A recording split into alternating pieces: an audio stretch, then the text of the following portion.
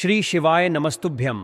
हर हर महादेव। दोस्तों, आप सभी जानते हैं कि 26 फरवरी 2025 यानी बुधवार को फाल्गुन महीने की महाशिवरात्रि है, जो इस महीने की सबसे अहम तिथि मानी जाती है। इस दिन महाशिवरात्रि का व्रत भी रखा जाएगा, जिसका विशेष महत्व है। पूज्य गुरुजी ने बताया है कि यदि कभी फाल्गुन महीने की महाशिवरात्रि बुधवार के दिन आए तो हमें 108 चावल के दाने का उपाय अवश्य करना चाहिए, क्योंकि यह संयोग बहुत ही दुर्लभ होता है। पूज्य गुरुजी ने अपनी शिव महापुराण कथा में इसे बताया है, और इस दिन इस उपाय को करना पूरे साल में एकमात्र अवसर होता है।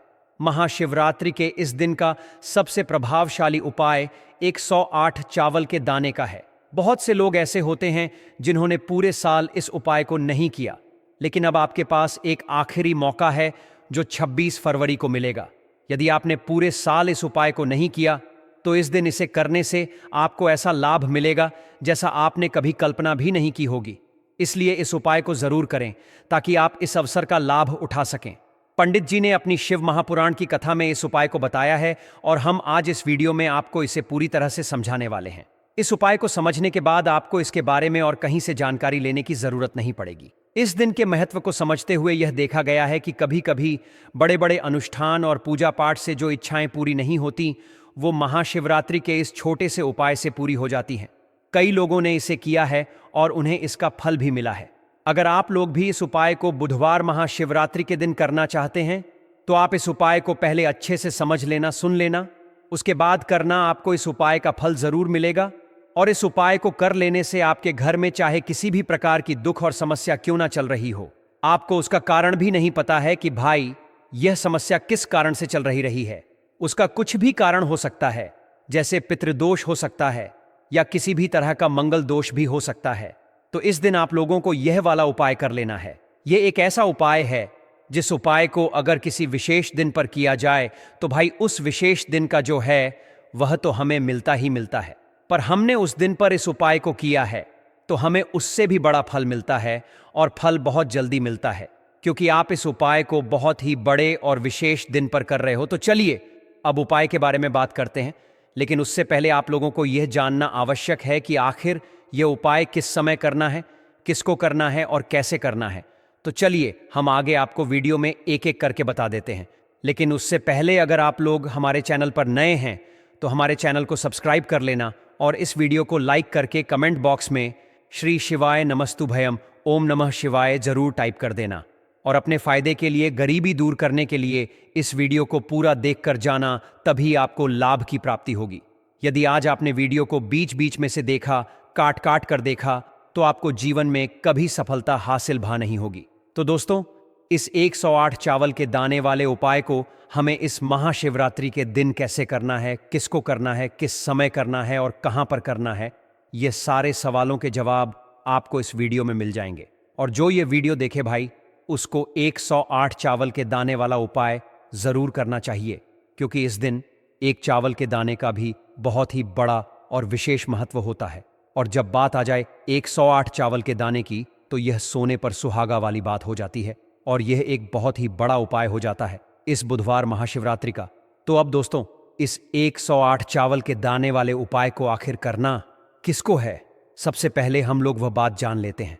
तो देखो, घर की जो बड़ी माताएं बहनें होती हैं, उन माताओं बहनों में से कोई भी एक बड़ी माता बहन इस वाले उपाय को कर सकती है। और दोस्तों, अगर आप चाहें तो अपने घर में से सभी सदस्यों को भी इस उपाय को करवा सकते हैं। अगर किसी व्यक्ति की खुद की कोई मनोकामना है, खुद की कोई दुख और परेशानी है जो कि वह अपने लिए ही करना चाहता है, इस वाले उपाय को तो वह खुद अपने लिए भी कर सकता है। बाकी अगर कोई घर में से ऐसा है जो कि अपने पूरे घर परिवार की सुख और शांति के लिए यह वाला उपाय करना चाहता है, तो भाई वह भी कर सकता है। उसमें भी कोई दिक्कत वाली बात नहीं है। कहने का मतलब ये है कि इस उपाय को हर एक सदस्य भी कर सकता है, और पूरे घर परिवार के सदस्य के लिए घर की बड़ी माताओं बहनों में से कोई एक माता बहन भी कर सकती है। माताएं बहनें अगर घर में उपस्थित ना हो या वह यह वाला उपाय ना कर पा रही हो, तो फिर घर का कोई बड़ा सदस्य भी इस 108 चावल के दाने वाले उपाय को कर सकता है, चाहे फिर वह पुरुष ही क्यों ना हो। उसमें कोई भी दिक्कत वाली बात नहीं है।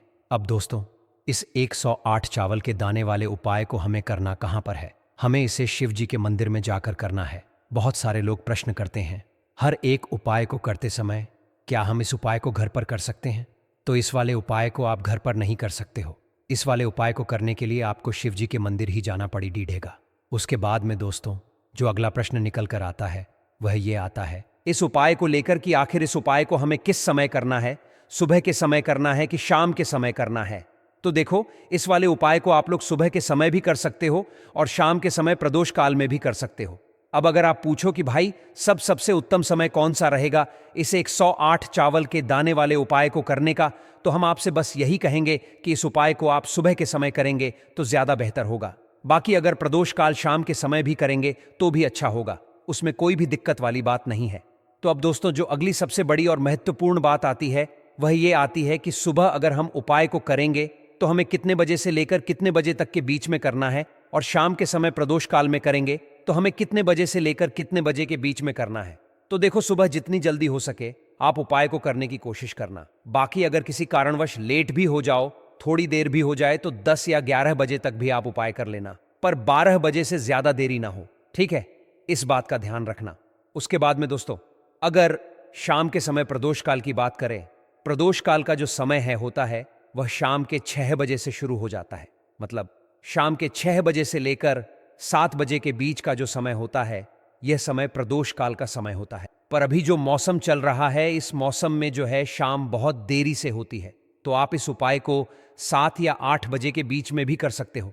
मतलब शाम के 6 बजे से रात 8 बजे के बीच में आप कभी भी इस वाले उपाय को कर सकते हो, उसमें कोई भी दिक्कत वाली बात नहीं है।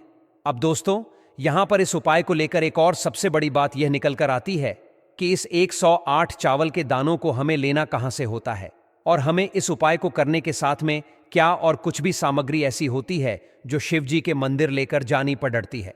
तो देखो, यहां पर हम आपको बता दें, सबसे पहले आप लोग ये जान लो कि यह जो 108 चावल के दाने वाला उपाय है, सिर्फ और सिर्फ आप उपाय की सामग्री लेकर कभी भी शिव जी के मंदिर मत जाना, क्योंकि हमें भगवान के सामने ये नहीं दर्शा है कि अगर हम भगवान शिव जी के मंदिर आए हैं तो अपने फायदे के लिए आए हैं। तो इसलिए जो भी पूजन सामग्री है, उपाय सामग्री है, 108 चावल के दाने, इसके साथ में आपको पूजन सामग्री भी जरूर लेकर जाना है। देखो, अगर सुबह के समय उपाय कर रहे हो तो सीधी सी बात है, एक लोटा जल तो आप लेकर जाओगे ही जाओगे, वही एक लोटा जल। अगर मिट्टी का जल हो तो बहुत अच्छा रहेगा। मिट्टी का जल कैसे बनाया जाता है इसके लिए हमने पहले से बहुत सारी वीडियोस बना दी है आपके पास। इस दिन एक आखिरी मौका रहेगा मिट्टी का जल शिवजी पर चढ़ाने का और उपाय को करने का। बहुत बड़ा आपको इस दिन फल मिलेगा। तो इसलिए इस दिन हो सके तो भाई मिट्टी का जल चढ़ाना तो अपने साथ में कम से कम एक लोटा जल तो आपको लेकर जाना ही जाना है। अगर मिट्टी का जल नहीं है तो घर का जल भी आप इस्तेमाल कर सकते हो।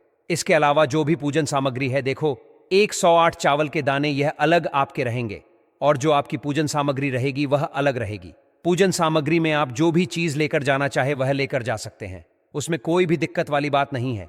वहीं अगर हम बात करें शाम के समय की, तो शाम के समय शिवजी पर जल नहीं चढ़ता है, इसीलिए शाम के समय आप लोग एक दीपक तैयार कर लें जो कि गोल बत्ती का, आटे का, शुद्ध देसी गाय का घी का होगा, है ना? इस बात का आप लोगों को ध्यान रखना है। और इस दीपक को आपको घर से जलाकर नहीं लेकर जाना है, भगवान शिव जी के मंदिर में जाकर ही जलाना है। जब भी हम किसी उपाय को करने की सोचते हैं तो सबसे पहले हमारे मन में यह सवाल आता है कि हमें सामग्री कहां से लेनी है। आज हम जिस उपाय की बात कर रहे हैं उसमें 108 चावल के दाने चाहिए। अब यह सवाल उठता है कि हमें यह चावल कहां से लेने हैं, क्या बाजार से खरीदना है या घर में उपलब्ध चावल में से ही लेना है? साथ ही कौन से प्रकार के चावल लेने चाहिए, यह भी एक महत्वपूर्ण प्रश्न है। इस उपाय में चावल का प्रकार मायने नहीं रखता। यह जरूरी नहीं कि चावल बासमती हो या कोई और विशेष किस्म का हो। सबसे महत्वपूर्ण बात यह है कि जो भी चावल लिया जाए वह साबुत हो, यानी टूटा हुआ, खंडित या दाग लगा हुआ नहीं होना चाहिए। आपके घर की रसोई में उपलब्ध चावल में से ही एक कटोरी चावल अलग कर लें और उसमें से 108 साबुत चावल के दाने निकाल लें। इन चावलों को किसी कागज की पुड़िया या छोटी कटोरी में सुरक्षित रखें ताकि कोई दाना इधर उधर ना हो और आपका उपाय ठीक प्रकार से संपन्न हो सके। जब आपकी सामग्री तैयार हो जाए तब आपको अन्य पूजन सामग्री की भी तैयारी कर लेनी चाहिए। यदि आप यह उपाय सुबह कर रहे हैं तो एक लोटा जल अवश्य रखें, और यदि शाम को कर रहे हैं तो एक दीपक लेकर जाएं। उपाय को करने से पहले शुद्धता का विशेष ध्यान रखना आवश्यक है। सुबह उपाय करने से पहले स्नान कर लेना चाहिए, जबकि शाम के समय हाथ मुंह धोकर भी इस उपाय को किया जा सकता है। उपाय करने के लिए अपने नजदीकी शिव मंदिर जाएं। मंदिर में प्रवेश करने के बाद सबसे पहले भगवान शिव के दर्शन करें और उनसे आशीर्वाद प्राप्त करें। उसके बाद शिवलिंग के पास जाएं और अपनी पूजन सामग्री चढ़ाएं। यदि आप सुबह यह उपाय कर रहे हैं तो पहले शिवलिंग पर जल चढ़ाएं और फिर पूजन सामग्री अर्पित करें। यदि आप शाम के समय उपाय कर रहे हैं तो दीपक जलाकर शिवलिंग के पास रखें, लेकिन ध्यान रहे कि दीपक शिवलिंग से अधिक पास न हो, ताकि गर्मी से किसी प्रकार की समस्या न हो। जब पूजन संपन्न हो जाए तब किसी भी शांत स्थान पर बैठ जाएं और अपने 108 चावल के दाने सामने रखें। यह उपाय दाएं हाथ की हथेली से करना चाहिए, इसलिए विशेष ध्यान दें कि आप सही विधि से इसे कर रहे हैं। अपनी कागज की पुड़िया या कटोरी खोलें और उसमें से एक एक करके चावल के दाने निकालें। प्रत्येक चावल के दाने को शिवलिंग पर चढ़ाते समय श्री शिवाय नमस्तुभ्यम मंत्र का उच्चारण करें। चावल शिवलिंग पर चढ़ाने के बाद यदि वह जलाधारी पर गिर जाए तो इसमें कोई समस्या नहीं है। बस ध्यान रहे कि हर दाना शिवलिंग पर चढ़ाया जाए। इसी प्रक्रिया को 108 बार दोहराएं। प्रत्येक चावल के दाने के साथ श्री शिवाय नमस्तुभ्यम मंत्र का जाप करें और उसे श्रद्धापूर्वक शिवलिंग पर अर्पित करें। जब आप 107 चावल के दाने चढ़ा चुके हों तो 108वां चावल का दाना अपनी हथेली में लें और भगवान शिव से अपनी मनोकामना कहें। यह मनोकामना आपके किसी भी प्रकार के दुख, परेशानी, इच्छित फल या किसी विशेष कार्य की सिद्धि से संबंधित हो सकती है। इसके बाद अंतिम चावल का दाना भी शिवलिंग पर चढ़ा दें। जब उपाय पूरा हो जाए तो कुछ देर वहीं बैठकर भगवान शिव के मंत्रों का जाप करें और एक बार पुनः अपनी मनोकामना दोहराएं। इसके बाद भगवान से आशीर्वाद लेकर मंदिर से प्रस्थान करें। यह उपाय पूरी श्रद्धा और विधि विधान से करने पर निश्चित रूप से फलदायी होगा और आपकी मनोकामना शीघ्र पूर्ण होगी। जो भी व्यक्ति इस उपाय को सही विधि से करेगा वह अपने जीवन की समस्याओं से शीघ्र मुक्ति पाएगा और उसकी इच्छाएं पूरी होंगी। भगवान शिव की कृपा से हर संकट का समाधान मिलेगा। यदि आपको यह उपाय उपयोगी लगे तो इसे दूसरों के साथ साझा करें और भगवान शिव का आशीर्वाद प्राप्त करें। हर हर महादेव। ओम नमः शिवाय।